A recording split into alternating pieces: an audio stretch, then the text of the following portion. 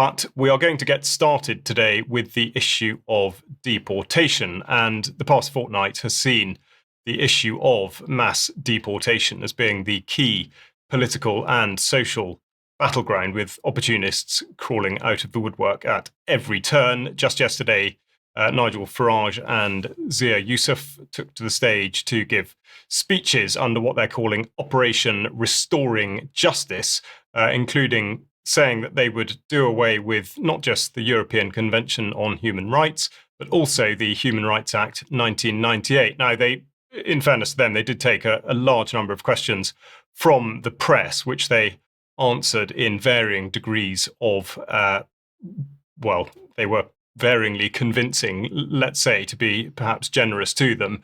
There seemed to be exceptions to every rule when they were actually pushed, especially concerning the right of Afghanistan residents to remain.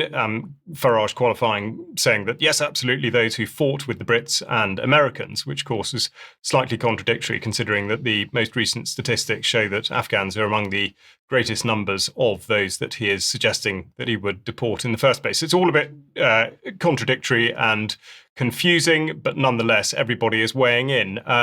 Yvette Cooper, of course, saying that she will overhaul the system after inheriting. She's very clear to make the point that she's inherited the problem. And from the government statement, she's promising to end hotel use under some of the most significant changes to the asylum system in decades. And she concedes that whilst there is a backlog of 106,000 cases waiting to be heard, but wait times are increasing, with an average wait time of 53 weeks. Now, just like Nigel Farage, the government appears to have no real idea of how it's going to actually achieve any of this. It's a point of political expediency at the moment. And just to confirm what I mean by that, we'll just have a quick listen to what Dan Jarvis said to the BBC recently. No commentators on this particular issue think that hotels are the appropriate setting. No, I think you made that point fulsomely. So what is the appropriate setting? You are a minister from the Home Office. Yeah, so the appropriate setting will be a range of other different sort of sets of arrangements. Can you in name different parts of the country. Well, we are working through the options of what they might look like. We've had a year. We've had a year, and during that time, we've returned 35,000 people who didn't have a right to be here, and we've increased asylum decision-making by 116%. Yeah, but you have to do more than one thing. This is an issue, a live issue now. We've had somebody on the programme this morning saying the First Council, Broxburn Council, saying they're going to seek legal advice whether they can now do the same. This problem is going to get bigger. It's a headache for your government. Could you at least answer just so specifically, if it's not hotels, as security minister, what is it? It won't be hotels because of the commitment that we've made, and therefore it will have to be a range of other more appropriate accommodations. Dan Jarvis there taking the hit for the government. In fairness to the BBC, the correct question is being asked, and there's an absolute failure to answer it. Now, the catalyst for all of this coming into the news has been the High Court ruling on the case brought by Epping Forest District Council, and on their website, Chris Whitbread, the leader of the council, has written, and this, I should remind you, concerns the Bell Hotel. He's written, so far as the council is aware, there is no criminal record checking of individuals who might only have been in the country a matter of days before being housed at the hotel. The use by the Home Office of the premises for asylum seekers poses a clear risk of further escalating community tensions, already at a high, and the risk of irreparable harm to the local community. Then he says, we are frustrated that the Home Office continues not to listen. And then he explains how planning permission is being brought to bear. He says, it is not in use as a hotel, and it doesn't function as a hotel. As I say, this is the Bell Hotel. The establishment of a centre to accommodate asylum seekers is not appropriate in planning terms. Now, asylum seekers have been at the Bell Hotel since early April this year, but the council has only just been moved to act by the protest. So it would appear that direct action can yield results, but there is nuance in how they're interpreted. Now, Mr. Justice Eyre, in summing up at the High Court, makes a few important things clear. He takes heed of the planning issue, but completely dismisses all other concerns. And this is why it is this precedent which should be considered, especially since so many other councils are proposing similar action. Now, Eyre said the questions to be answered are whether there has been a change in the use of the bell, and if there has, whether that change is material in planning terms. He then goes on to say that the claimant has submitted that there was a risk of irredeemable harm, that prolonged continuation of the use of the bell could result in community tensions, which would not heal. That amounted essentially to speculation, and I take no account of it. And then he said, the defendant contends that the current application has been triggered by unlawful activity to which no weight should be attached, and by unjustified speculation. I have explained above the limited weight to be given to the fear of crime and to the consequences of the reactions, both lawful and unlawful, to the use of the bell. So, whilst this may be hailed as a victory, as I say, for direct action, it's very much qualified by the manner in which the legal system has actually addressed it. And in fact, the specific concerns raised have very much not been addressed. More than that, in listening to what Eyre said, they've actually been substantively dismissed, which shows both a government and a judiciary which refuses to respond to the issue at hand. Now, whilst there is no doubt that community action has prompted the council to act, though one may ask what was right about the planning situation back in April, since when they've failed to do anything. Now, as the Jarvis interview demonstrates, it further begs the question of what now? And, of course, is there the potential for even less suitable accommodation being found for young men who are already here? So the public imagination in relation to this has been captured, and as you may be aware, in what appears to be an organic campaign to fly the flags of St George and of the Union all over the place. And this is well underway, well supported.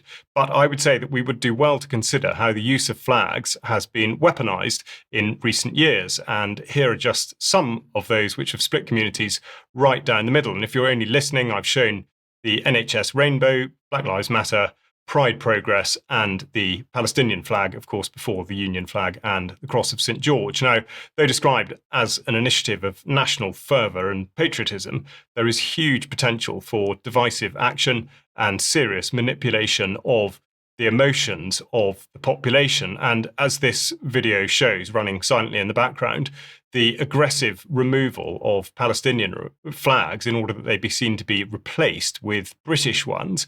So the very public order issue that Nigel Farage has been speaking about could absolutely be triggered by the conflation of a sense of national pride with apparent anger at communities which are perceived to be not British.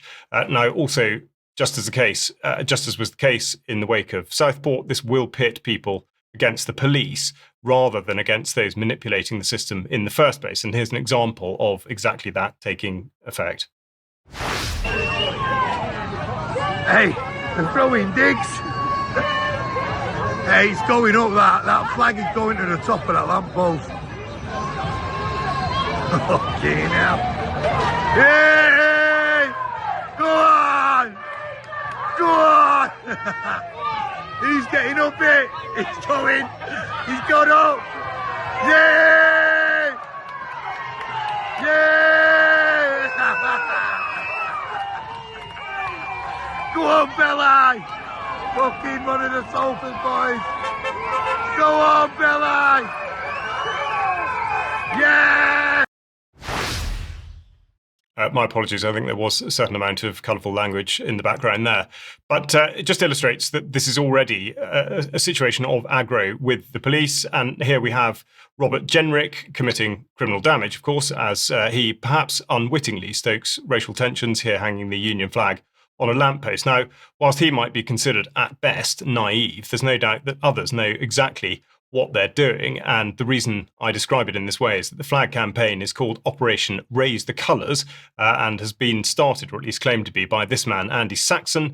As you see in the top left, he's supported by Urban Scoop, a pro-Israel and very much anti-Islam film production company. And they're here promoting a campaign to save Tommy Robinson, of course, with Rebel News, a known Zionist-affiliated organisation. So some of the response to this campaign has been alive to the dangers of the manipulation and the unfortunate likelihood of this demonizing, in particular, anyone perceived as Muslim or Asian. This tweet there saying this is raise the colours in practice. It's not pride, not heritage. It's intimidation, racism and hatred dressed up as patriotism. And this video, in effect, proves the point that this person is trying to make. It's for the country, yeah? Yeah, for your future. For your future, sweetheart. All these ragged Palestine, look behind you. Look at it. Yes, sir, look at it. Before Hey, we're ragged there, boy.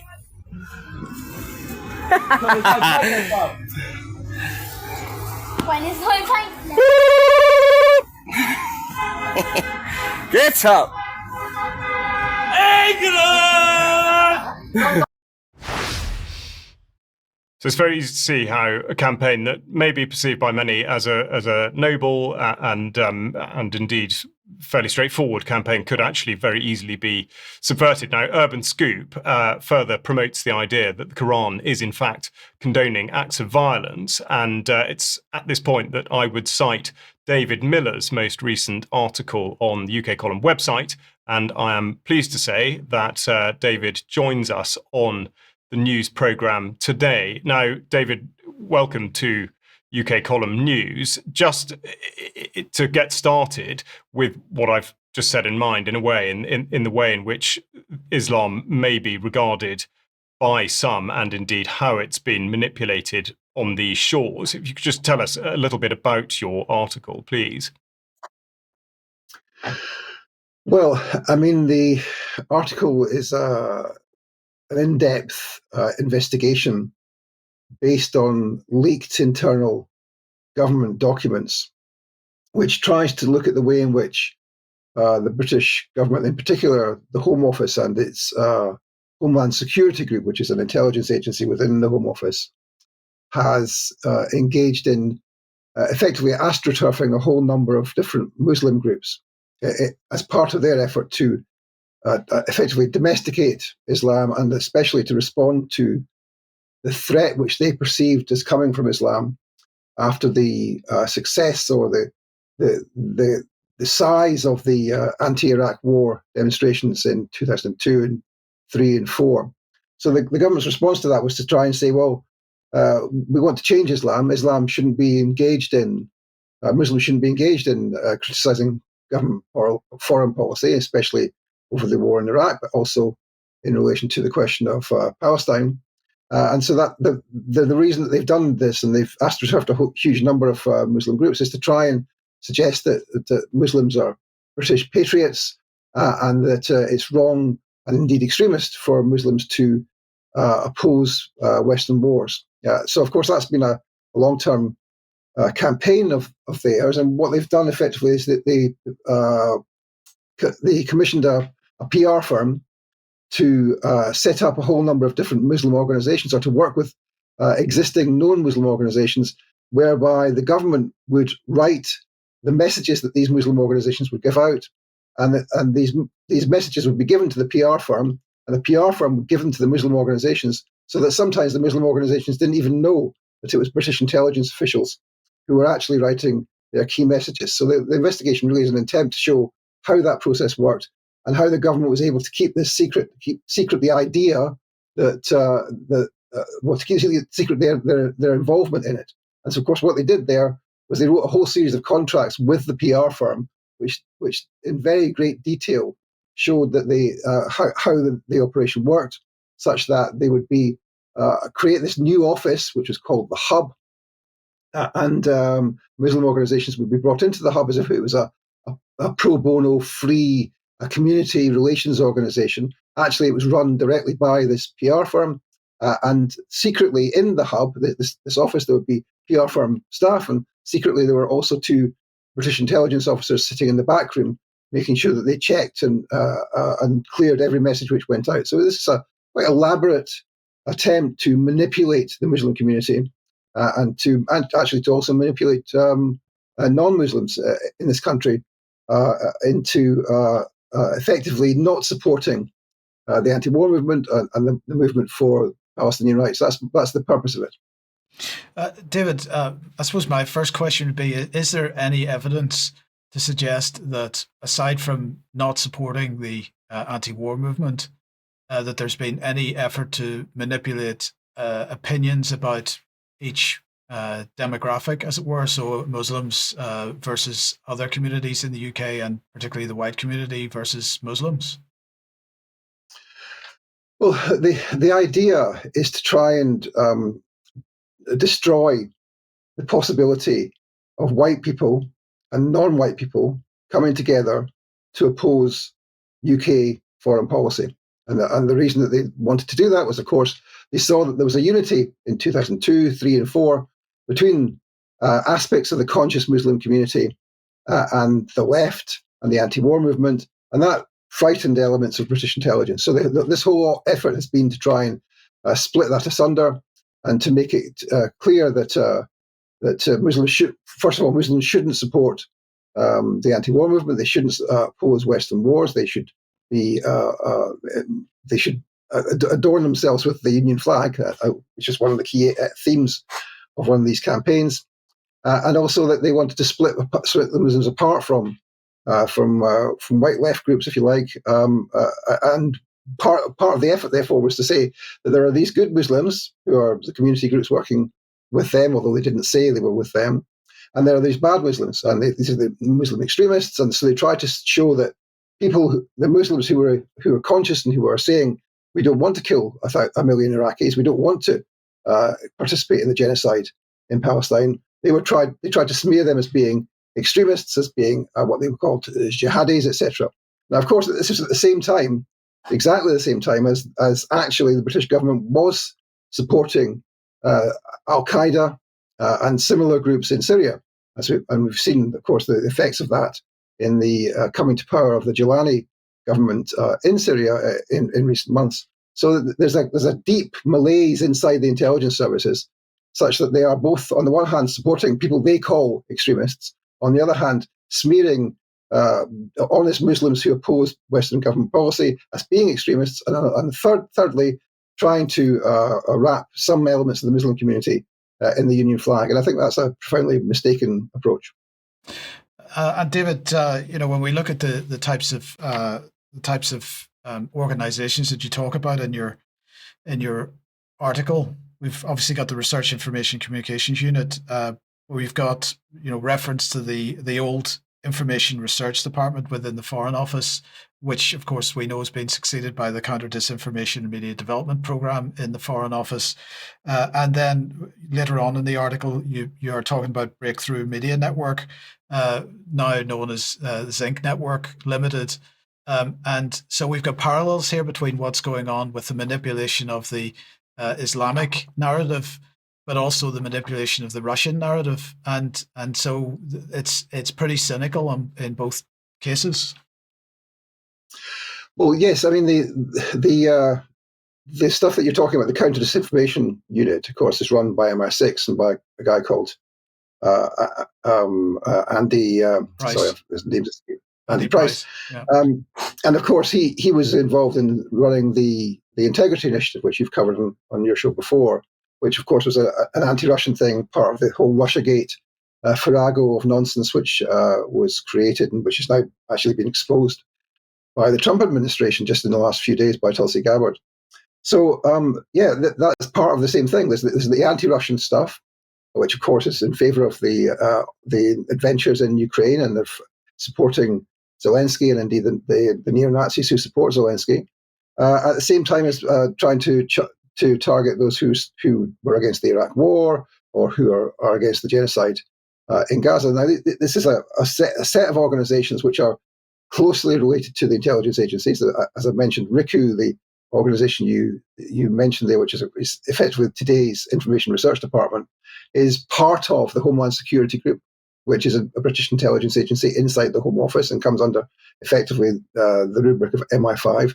The organization you referred to, the Counter Disinformation Unit, comes under the aegis of MI6, which of course was key to the propaganda operations in Syria, where they employed a whole number of people to promote effectively Al Qaeda in Syria against the government of Bashar al-Assad. So there's a deep cynicism inside British intelligence and inside the strategy of British government. And what we're trying to do here is to show how that works, to illustrate to people that these people are not honest and that they are engaged in a huge apparatus of deception. And we should point out that this is part 1 of 2. Is that right? Yes. So in part 2, what I will do is, the first part is a long article, and it goes into great detail from the leaked documents with all the contracts, etc. And in part 2, what I will go on to do is to look at the specific organisations that have worked very closely with British intelligence, and there's quite a number of them, but I'll look in depth at about 4 or 5 of them.